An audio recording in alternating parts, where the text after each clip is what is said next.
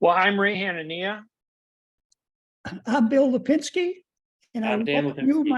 my fellow Americans, to the news, views, and comments.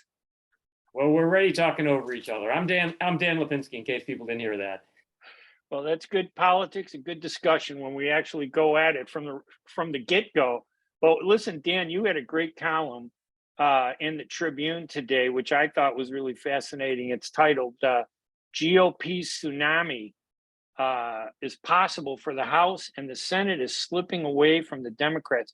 I think a lot of people thought, agreed with you already that, they just traditionally, the House, whoever holds the White House, the opposite party takes over the House for sure, and sometimes the Senate. But there seemed to be like this feeling that maybe the Republicans couldn't take the Senate, but you think that, hey, the Democrats are losing it. Why is that? Well, with regard to the Senate Senate's very different from the House. I actually didn't realize this until I looked at it.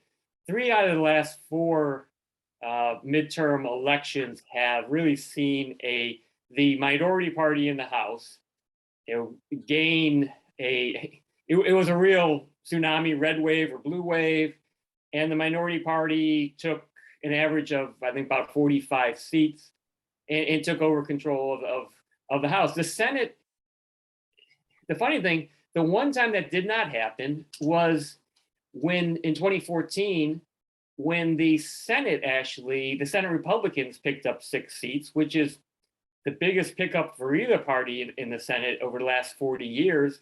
And so the Senate is really, there are 2 things that are very different than the House. One is only 34 seats are up, and it depends on who holds those seats. Actually, 35 now because a special election. So 21 of those are Democratic seats, and 14, I believe, are Republican seats. And so Democrats have a lot more, many more seats that they need to defend. But the personalities also have mattered. Now, maybe they don't matter this time. We'll see. We have a real test in Georgia with Herschel Walker as the Republican candidate. And also, after Fetterman's debate performance last night, I hate to see anyone go through that, but look, anyone who saw that, and the talk is going to be about, is this guy really capable of serving in the Senate? But in both of those states, Republicans in Georgia may say it doesn't matter who our candidate is, they're a Republican. We just need to stop Bush. The Democrats in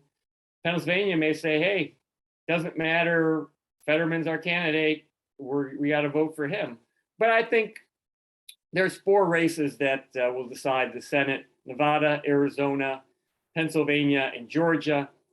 Republicans feel very confident about at least 3 of those 4. But some Republicans I've talked to say, yeah, we're going to take all of those. Nevada looks like it's going to go Republican. So out of those 4, Republicans just need to take 2 in order to net the 1 seat they need. As long as North Carolina and Ohio, which are dark horses for the Democrats, I don't think the Democrats get either of those. So I think I'm pretty confident, barring any big change in the next 2 weeks, that Republicans are going to net that at least 1 seat, maybe 2, possibly 3, and pick up the Senate. I pretty much would agree with that.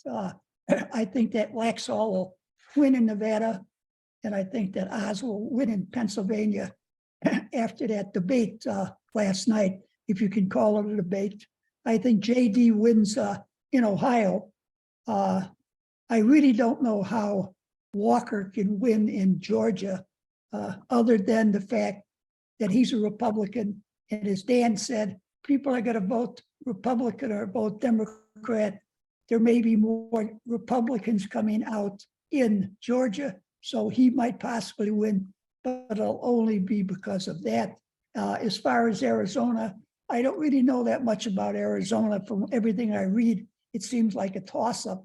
So I agree with Dan. I think the Republicans do capture the Senate. It looked like about couple months ago, it looked like the Democrats would hold the Senate. What do you think changed? What do you think shifted to make it weaker for the Democrats?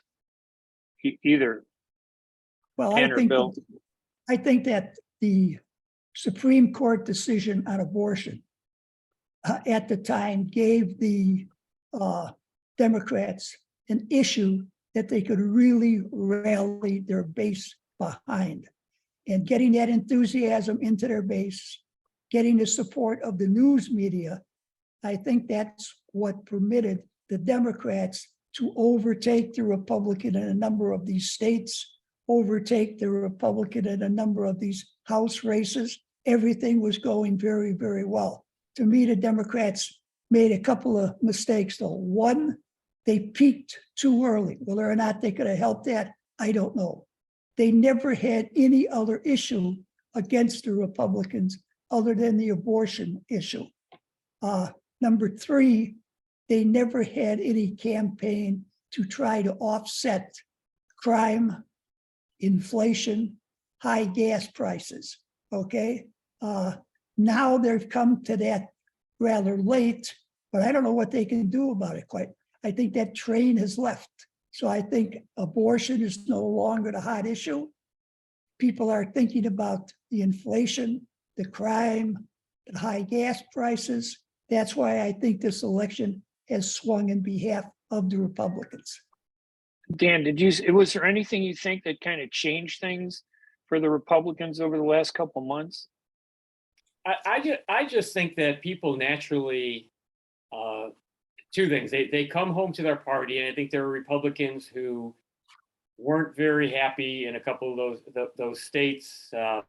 Look, Trump basically was very critical in getting Herschel Walker the nomination, Georgia, Dr. Oz in Pennsylvania, Blake Masters in Arizona, and I think that there were some people, some Republicans probably, who weren't happy with those candidates, but they're sort of coming home now and say, well, this is our Republican candidate, we're going to support them.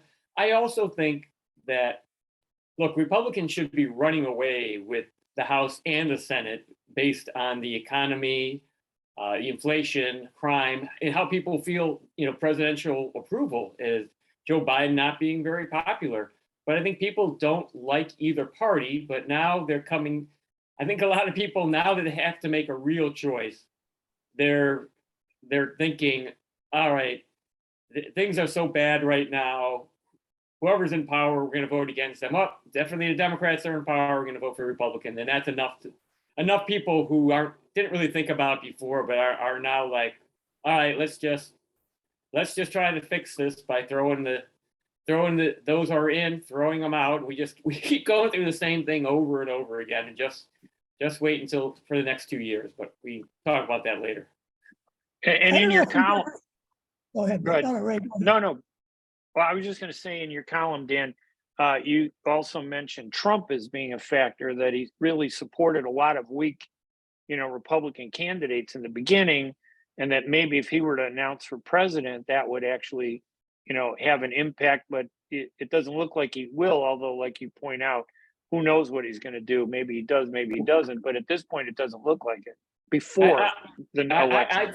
I thought that all through spring and the summer, I thought Trump's going to announce in October that he's running for president in 2024, and he's going to sink the Republicans by doing that. And he's held off. He hasn't done that. Doesn't look like he's going to do that before the election. But it'd be a very Trumpy thing to do. And he could once again cost the Republicans the Senate, just like he did 2 years ago. Cost the Republicans the Senate. So, but it looks like he's not going to have that impact. But yeah, I mean, he got some really weak Republican candidates on the ballot for the Senate. Rarely has there ever been a situation where both parties were so disliked by the general population. It is because of their presidents, Trump and Biden. People are very unhappy with Biden. His approval rating is very low. Trump's approval rating goes lower and lower every day. Excuse me. I don't believe that Trump ever announces for president. I think he plays it for all it is worth, but he decides in the end not to do it so he can spend the rest of his life being the martyr who was president and had the election stolen from him. That way he'll be able to go on TV as long as he wants, cry about his losing that election, and he'll still be a star. And that's what he wants to be, is a media star. I don't see him. I don't see how he passes it up. It just doesn't make any sense for everything that Donald Trump has done in recent years. I don't see how he doesn't run. He's not going to give up a spotlight that he wants. If someone else is a Republican presidential candidate, then that person is going to get the spotlight over him. And I'm not sure how he does that. I don't think you appreciate this man's ego.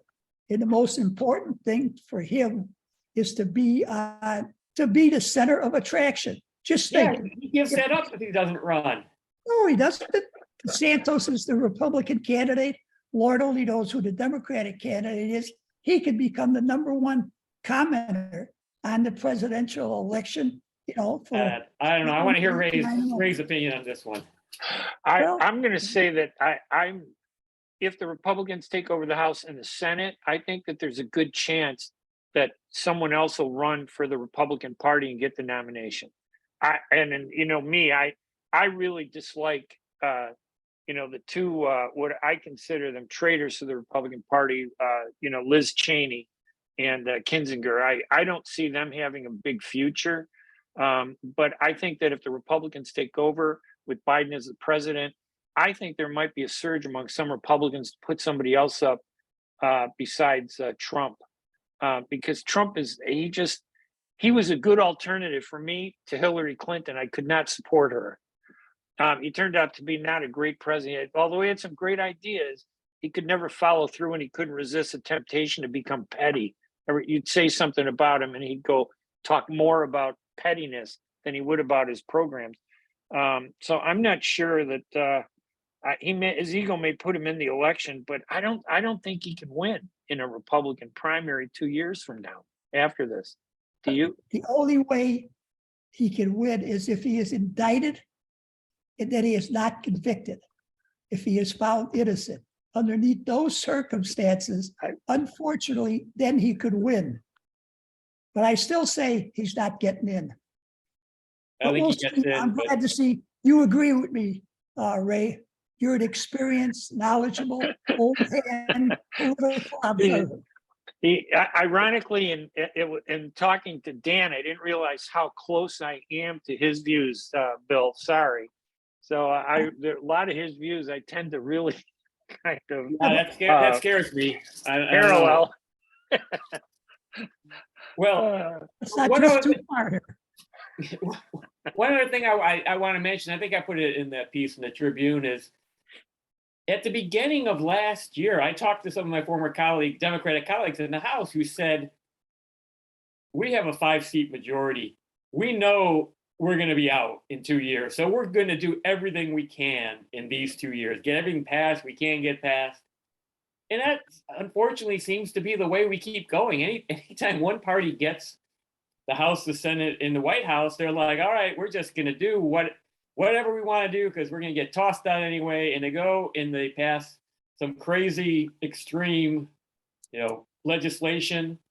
And so I'm actually just happy that, thank God we have Joe Manchin in the Senate, because I think he saved Democrats from doing some crazier stuff. And honestly, I was talking to someone else about this morning, saying this Congress in the last 2 years has been fairly successful in getting things passed and in things that were bipartisan. And I'm very happy to see that. The infrastructure bill, the CHIPS bill, which I don't know if did you talk about that one last week? Yes, we did. Yeah, a little bit, yeah. Trying to block a minimal, but something on gun safety.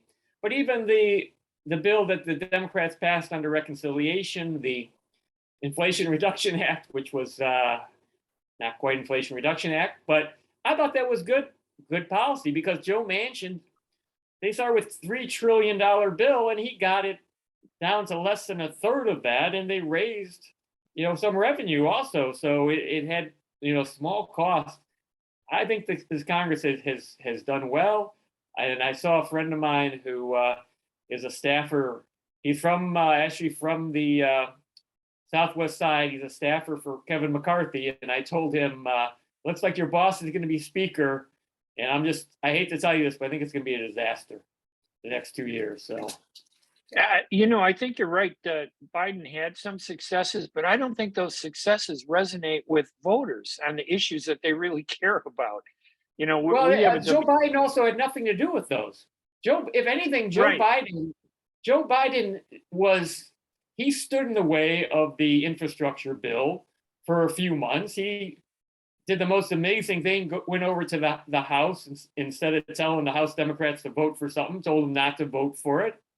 And I mean, it wound up passing, but it took months, and people saw, wait a minute, Joe Biden is supposed to be this guy who brings people together, and he's blocking things. When he got out of the way, things got passed. He had nothing to do with those things.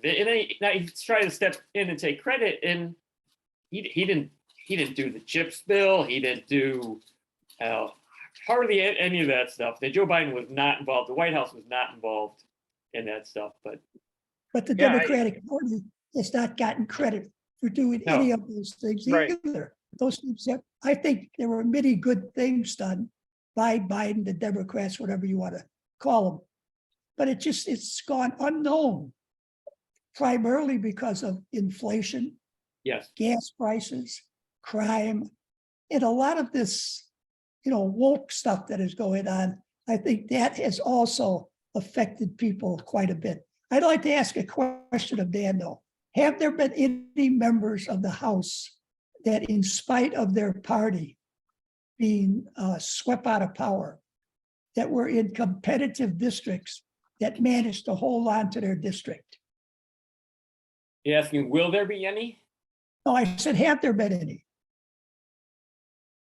The reason I asked that question is I believe in my time in Congress, it would have been possible to steer an independent course during the course of an election period away from your national party and concentrate on the things you did for your district, thereby, continuing to serve in Congress, even though your party went from being the majority to the minority party.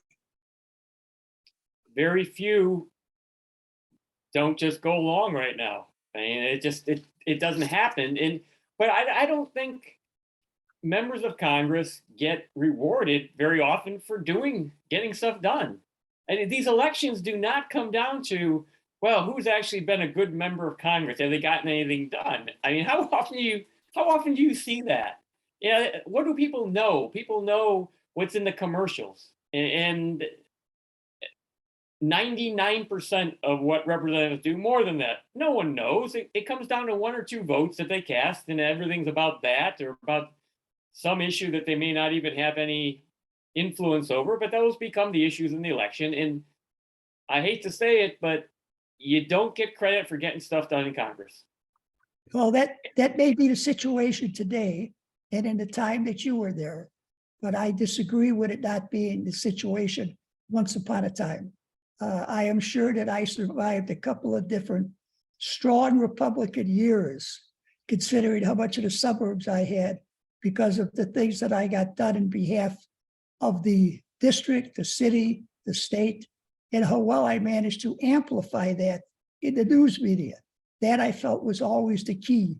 The news media did the job for me. It was like having 3 or 4 PR guys that worked for newspapers talking in my behalf. Well, you exactly hit it right on the head, though. It's the death of local newspapers and local news in general, and that's part of it. Who covers Congress anymore? I mean, the talk review, shows, the late night talk shows. It's not even really real news anymore. No, and that's why people don't know much about their member of Congress. They know it from social media, and we know how good that is about telling straight story, and from TV commercials once the election comes, and that's about it. So you were able to make your name, just like you said. It was the local media talked about what you did. You were Mr. Transportation. You were serving the city, the state, and people understood that. And they had that image of you. Now you don't. It's very hard to get that anymore. It's very hard to be viewed that way because, transportation. Well, no one talks about that. Today it's like Jimmy Kimmel saying that you're either a good person because you're far left or the, too quote unquote progressive, or you're other, which is anything that is right of, the progressives. That they just tear you to pieces. And you're right, nobody looks at individual politicians anymore. They look at your party, how you've been labeled. And I think the media really is collapsing. And we've shifted over to this new format of public discussion. It's almost like the media has become social media. The news media is just like social media, where anybody can express an opinion. There's no facts anymore. It's just nobody does straight reporting. The reporting is all spin, and it favors, where does the public want to go? Let's go in their direction.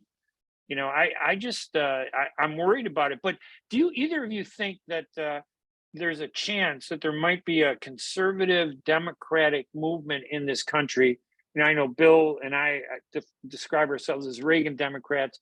Dan, you're a conservative Democrat, basically. I don't know if you call yourself a Reagan Democrat, but you're a conservative Democrat. Do you think there's a Reagan Democrat? He was the greatest. Yeah. But that's a conservative Democrat. They're the centrists, I think, and in this country. And I wonder if there are centrist Republicans, who can meet up with us. Could you ever see a third party rise in this scenario? We've never seen it really happen, other than maybe one or two times they got close, right? Once by accident. Joe Manchin, 2024. That's what I'm hoping for. I mean, Joe Manchin is pretty much, to a large extent, except because he's from West Virginia, the coal stuff I'm not with him on. But you look at things he said, and he saved the Democratic Party from passing some really bad legislation in the last 2 years. And some of the things he said, I think were just common sense that no one says anymore. Like, I'm happy to help, have the government help people out who need a helping hand, but we shouldn't just be paying people to do nothing. I mean, like, didn't we all used to believe that? But now that's sort of, that's right wing to think that we want people working, not just. I mean, look, what in Cook County and in Chicago, how many people applied? The mayor and the Cook County board president are giving away federal money that they got. They have this guaranteed income. Right before the election, they had a couple 100,000 in the city and the same in the county to sign up for the lottery to get this guaranteed income. I mean, what is that about? What happened to the Democratic Party? And I've had, especially in the last decade on the House floor, Democrats say to me, what happened to the Democratic Party being about jobs? Right. And getting people jobs. What's all this other stuff now that the Democratic Party's come to? Well, Illinois is a bad example of the Democratic Party because it's changed. It's not the same. I cannot vote for J.B. Pritzker, who I think wants to run for president. And I think that, he says he's not going to do it, but I don't trust him to live up to that promise. He has the money. He may run it for president in 2 years and try to take over the party. But you're right. Illinois is a good example of, here's a state that the Democrats control from almost top to bottom. And it's just a disaster. It's just not good. And people point to us and say, is that what you want in the rest of the country? Manchin, I think, would be great if he would actually stand up. I want to chip in there too. I think Joe Manchin would be great also. But I want to correct my son. There was nothing like getting up on a cold winter morning in the 1940s, getting dressed warm to walk to school, to step out and smell that coal dust in the air. It was invigorating, believe me. And I know that every time I tell people, like, you know, when I was a kid, I walked the mile to school and I walked a mile home to get lunch. And then I walked a mile back to school and then I walked a mile home. And people go, okay, boomer. They kind of brush senior citizens off, which was a topic I wanted to bring us into. Isn't that a topic? Wait a minute. I was about to say, we're going ahead. really down into this angry old man kind of. Is that what it is? I think we need to lift this up a little bit, but go ahead, Ray. No, I was just going to say, are senior citizens a significant voting issue in elections today, or are we just taken for granted? I'm not saying by you guys. I'm saying in general, it seems like we're just kind of, you know, they pander to us, but we just don't get the attention that we used to. And I think we vote at one of the highest voting levels, you know, in this country. I think we're taken for granted. Do you guys feel that way, either of you? No, I don't think so. I think both parties cater to senior citizens very strongly because both parties know they come out to vote. That's why I ran all those polka parties in the 23rd Ward. I wanted to give them something. Dan, what do you think? Oh, all I know is seniors were my base in the Democratic primary. So, well, you think they're conservative Democrats? I mean, seniors. Yes. And do you think that they vote that way, or I think they're pandered to? And I was just talking to your dad about. I learned only recently that it reminded myself, but what Dan Rostenkowski did to Social Security when in 1983 when he taxed their Social Security. Because they needed money because government was borrowing so much out of Social Security, they had to find a new source of income. And one of the ways was to tax Social Security. I want to get rid of that, not just because I'm a senior. All right. As much as I love Ronald Reagan, and the two of you are Reagan Democrats, you mentioned that. I know. That was Reagan that did that. It was. He saved Social Security that way. Yes. Don't you folks understand that? I agree with it. You save Social Security. I want to say also that I believe that the Republican Party has a greater chance of becoming the working people's party than the Democrats. I think the Democrats have drifted too far left. The Democratic Party is controlled by the elitists in this country. And if you want to support a working class party, in years to come, I believe it's going to be the Republicans.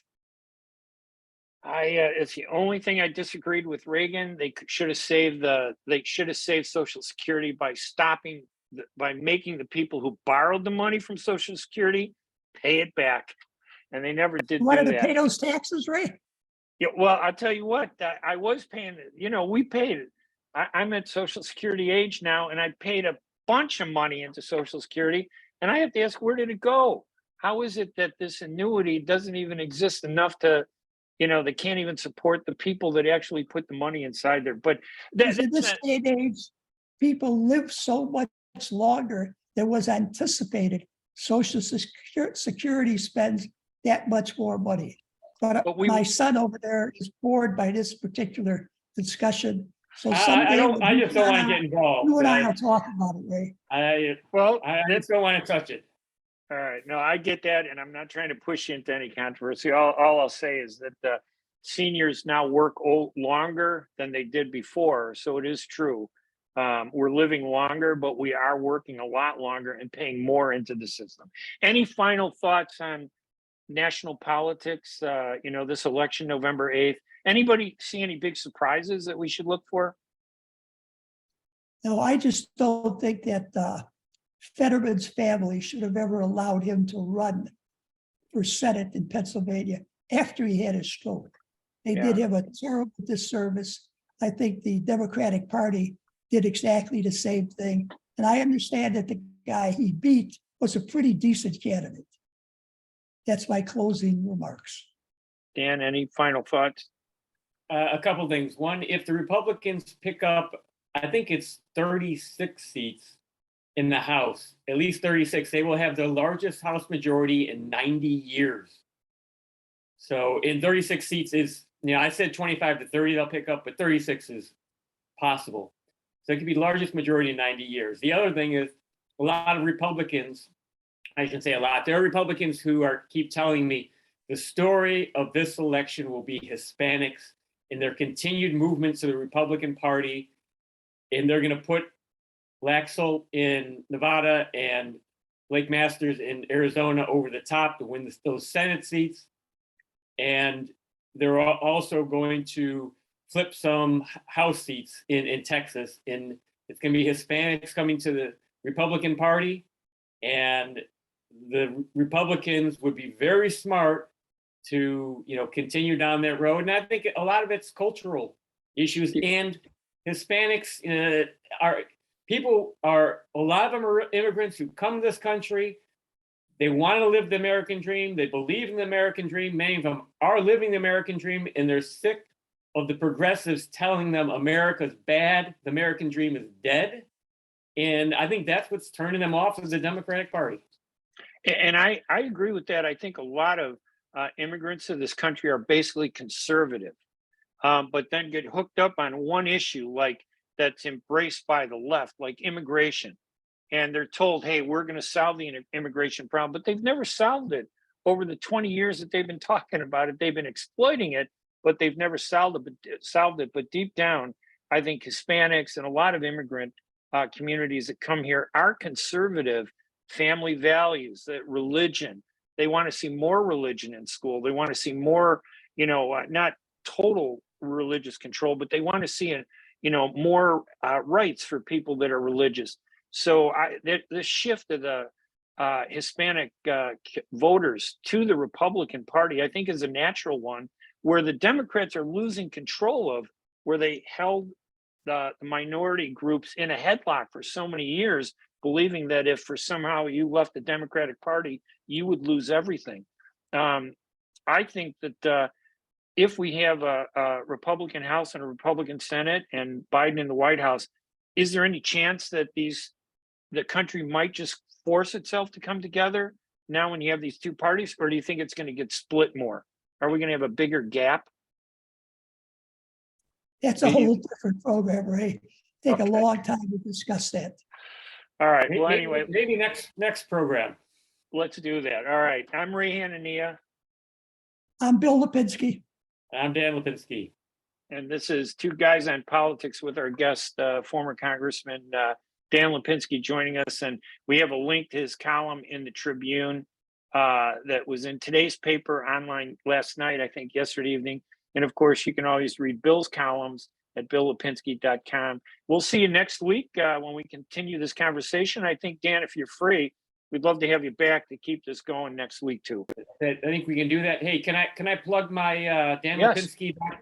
DanLipinski.com is my website, and I tweet at Dan Lipinski 2 is my Twitter handle, so you can follow me Okay. there. I'm going to add that on our summary there. Thank you, everybody. We will talk to you again next week.